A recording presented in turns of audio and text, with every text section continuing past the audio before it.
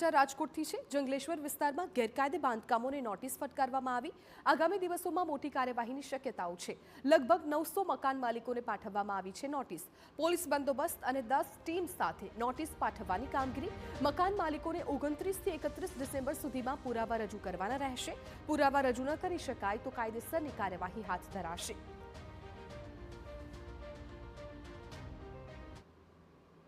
તેઓના માલિકે હક માટેના આધાર પુરાવા રજૂ કરવા માટે નોટિસ આપેલ છે અને 29, 30 તથા 31 તારીખની મુદત આપવામાં આવેલ છે।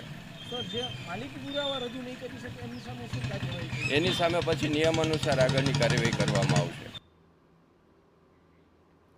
ઉલ્લેખનીય છે કે જંગલેશ્વર વિસ્તારમાં ગઈકાલે 500 મકાન ધારકોને નોટિસ પાઠવાઈ હતી, જ્યારે 400 મકાનોને આજે નોટિસ પાઠવવાની પ્રક્રિયા હાથ ધરાઈ હતી।